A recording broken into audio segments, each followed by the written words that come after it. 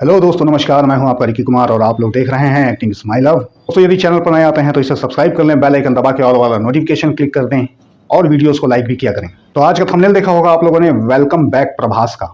अब welcome back क्यों? क्योंकि बहुत लंबे समय के बाद अब फाइनली प्रभास की कोई ऐसी पिक्चर आ रही है जिसको देख करके एक्साइटमेंट लेवल हाई हो गया है। और इसको देख करके एक पुरानी कहावत भी याद आई कि जिसका काम उसी को साझे और करे तो डंका बाजे, या ऐसा कुछ समथिंग लाइक दैट। मुझे कहावतें उतनी अच्छे से नहीं आती, पर यह कहावत मैं क्यों कह रहा हूँ? दरअसल इसको कहने के पीछे रीज़न ये है कि प्रभास ने अब तक जितनी भी फिल्में की बाहुबली के बाद, वो सारी की सारी डिजास्टर ही कहलाई। बॉलीवुड में किया उनका जो भी काम था, जो भी उनका एक्सपीरियंस रहा होगा, मुझे लगता है कि वो खुद भी सोचते होंगे कि शायद वो इतना अच्छा नहीं था। और अब फाइनली वो अपनी धरती से, यानी कि साउथ से फिर से वापस आ रहे हैं सलार के रूप में, जिसको देख करके लोगों का एक्साइटमेंट भी अच्छा खासा बढ़ चुका है।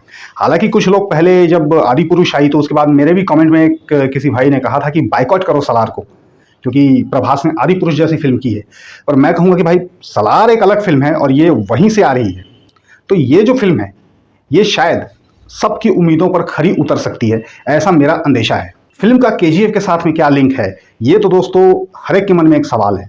लेकिन इस सवाल का खुलासा केवल और केवल मूवी को देखने के बाद ही होगा, ऐसा भी मुझे लगता है। क्योंकि यूट्यूबर्स जितने भी हैं वो लोग अपने मन से बना के कुछ भी फेंकते रहते हैं और आप लोगों के लिए वीडियो तरह तरह की लाते रहते हैं। इसीलिए पहले फिल्म देखिए, फिर बिलीव कीजिए कि केजीएफ से क्या लिंक है, कैसा लिंक है भी कि नहीं। बाकी प्रभास से मैं ये कहना चाहूँगा कि प्रभास सर, आप हमारे फेवरेट हीरो हैं। बाहुबली के बाद से हम सब आपके बहुत बड़े प्रशंसक फैन बन चुके थे। और मैं आपको यही कहना चाहूँगा कि हो सके तो बॉलीवुड के कुछ ऐसे प्रोजेक्ट से दूर रहा कीजिए, क्योंकि यहाँ पर ऐसा नहीं है कि बॉलीवुड कोई अच्छी इंडस्ट्री नहीं है, वो भी है। वहाँ के जो अच्छे लोग हैं वो जल्दी से हर किसी से मिल नहीं पाते। शायद आपके साथ भी ऐसा ही कुछ हुआ है, मुझे लगता है। गलती से आप ऐसे लोगों से टकराए हैं जिनकी वजह से आपके भी करियर पर एक सवाल या निशान लग गया और कुछ हो भी नहीं पाया। जितने प्रोजेक्ट आपने इन लोगों के साथ में किए हैं, चाहे जैसे भी हों, वो सारे के सारे डिजास्टर रहे हैं। साथ ही मैं एक चीज़ और कहना चाहूँगा कि आप अपने आप को सूट होने वाली चीज़ें ही कीजिए। जैसे कि एक चीज़ कहूँगा, अब ऐसा ये मेरे अपने पर्सनल ओपिनियन है, दूसरे लोग अलग सोच सकते हैं, दूसरों की सोच भी अलग हो सकती है, मैं नहीं कहता उनके बारे में। मुझे ऐसा लगता है कि आपको रोमांटिक फिल्में ट्राई नहीं करनी चाहिए, क्योंकि आपका जो फेस है वो एक्शन के लायक है। मतलब एक्शन आप कर सकते हैं, सस्पेंस थ्रिलर फिल्में कर सकते हैं, लेकिन रोमांटिक फिल्मों से बचिए, क्योंकि आपका फेस मुझे नहीं लगता कि रोमांटिक है। अब देखिए, जब जब आपने गलत काम किया, लोगों ने आपको उंगली उठाई, आलोचना हुई और पसंद भी नहीं किया। लेकिन जब आपने सही काम किया, यानी कि सलार को हर कोई आपके लिए सही समझ रहा था, मैं भी समझ रहा हूँ, और देखते हैं हमारी उम्मीदों पर आगे क्या होता है। क्योंकि प्रशांत नील इसको लेकर के आ रहे हैं, जो कि सब जानते हैं केजीएफ से उनके क्या जलवे रहे हैं। तो इसीलिए उम्मीदें बढ़ गई हैं। अब देखना यह है कि सबकी उम्मीदें खरी उतरती हैं या नहीं। और बाकी ऐसा भी नहीं है कि बॉलीवुड से बिल्कुल दूरी बनाइए, आप बस समझने की कोशिश कीजिए कौन इसमें अच्छा है, कौन आपको एक सही काम दे सकता है। बिल्कुल अच्छे तरीके से स्क्रिप्ट को पढ़िए, उसके बारे में हर चीज़ जानने की कोशिश कीजिए। थोड़ा सा सोशल मीडिया में लोगों की भी एक्टिविटी को देखिए कि क्या चाहते हैं, कैसा चाहते हैं, उसके बाद आप इस तरह के काम को पकड़िए। एंड नो डाउट कि बॉलीवुड ही हम लोग का पहला प्यार रहा है, क्योंकि हमने फिल्में देखना ही बॉलीवुड से सीखा है। क्योंकि जब हम सब बच्चे थे तब हम लोगों को मालूम नहीं था कि अलग अलग इंडस्ट्री होती हैं। फिल्म यानी फिल्म हमारे लिए एक ही जगह है, ऐसा लगता था। तो साउथ से भी कोई फिल्म आती थी तो ये पता नहीं होता था कि ये पर्टिकुलर किसी एक जगह से, एक अलग से इंडस्ट्री से बन के आ रही है। हम लोग एक जस्ट फिल्म देखते थे, इस नज़रिए से देखते थे। और पहले का जो देखने का तरीका था वो भी लोगों का अलग था। आजकल तो काफ़ी कुछ बदल गया है, आजकल चोचले थोड़े ज़्यादा हो गए हैं।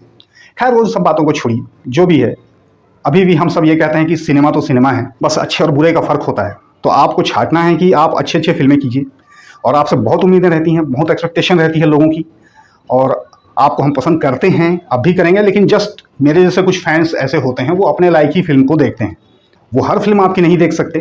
जैसे कि लव स्टोरी, तो आप इस तरह की फिल्में आप जितने भी आप खुद ही देखिए, आपने किए हैं। आपने राधे श्याम की, नहीं चली।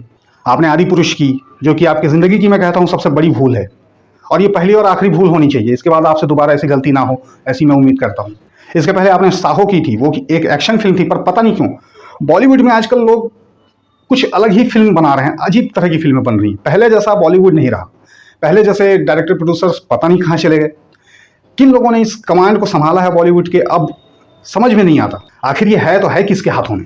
यहाँ वही चीज़ बन रही है जिसके ऊपर उंगली उठ रही। जिसको कि लोग नहीं देखना चाहते, जिसको कि लोग आलोचना करते हैं, मना करते हैं, बट बनती वही चीज़ें हैं और निरंतर रूप से ऐसी ही चीज़ें बनती जा रही हैं। तो मुझे खुद समझ में नहीं आ रहा कि ये बॉलीवुड सुसाइड क्यों करना चाह रहा है, मेरी भी समझ में नहीं आता। इसलिए आपको मैं कह रहा हूँ कि बॉलीवुड में आपको मैं ये नहीं कहूँगा कि मत करिए काम, हर कोई तो बुरा नहीं है, हर कोई तो बेकार चीज़ नहीं बनाता, बॉलीवुड में भी अच्छी फिल्में बनती हैं, अभी भी बनती हैं, बट थोड़ी उसमें कमी आ गई है, उसके दर अभी बहुत कम हो चुके हैं। तो इसलिए आपको सोचना होगा, समझना होगा, देखना होगा। और आपका ये जो टीज़र हमने देखा सलार का, इसमें शुरुआत में ही टीनू आनंद दिखाई दिए और उसके बाद इसको देख करके लगा कि प्रभास अब वापस आ रहा है। और दोस्तों आप लोग को भी देख करके यही लगा होगा कि अब प्रभास की वापसी होगी, हर किसी के मन में यही चीज़ चल रही है, मेरे तो है ही, और मैं इसके लिए सुपर एक्साइटेड हूँ। देखते हैं, बस आशा करता हूँ कि ये चीज़ उम्मीदों पर खरी उतरे और ये फिल्म हम लोगों को निराश ना करे और प्रभास को भी निराश इस बार ना करे, क्योंकि बहुत बार उनके करियर पर अभी ऐसा दाग यहाँ से लग चुका है। तो आशा करते हैं कि ये फिल्म उनके करियर को एक बार फिर से वही उछाल और वही ऊंचाइयां देगी जो बाहुबली ने दी थी। हो सकता है कि उसका भी रिकॉर्ड तोड़ दे, ये एक अंदेशा है, बाकी तो फिल्म आने के बाद ही पता लगेगा। और आप लोगों ने भी यदि टीजर देखा है तो बताइए कि आप लोग को कैसा लगा रिबेल स्टार प्रभास का ये फिल्म का टीजर।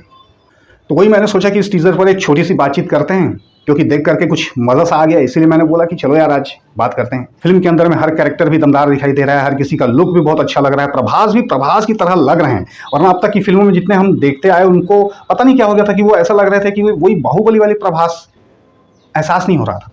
इसको देख करके फिर से लगा है कि प्रभास वापस आ रहे हैं। इसलिए मैं कह रहा हूं कि उनके तरफ के लोग ही इस चीज़ को अच्छे से जानते हैं कि हमारा एक्टर, हमारे लोग कैसे फिल्मों में शूट कर जाएंगे, क्या वो लोग कर सकते हैं। ज़्यादातर वो लोग इस चीज़ को समझते हैं, मुझे लगता है, और वही चीज़ वहाँ चल भी रही है। और बात ये हो रही है कि वही चीज़ वहाँ की यहाँ भी चलने लग गई है। तो अब थोड़ा लोगों का चॉइस कुछ ऐसा हो चुका है। तो फिर मिलेंगे आपसे दोस्तों किसी अगली वीडियो में। इस वीडियो में मैं आप लोगों से यही चर्चा करने आया था, छोटी सी।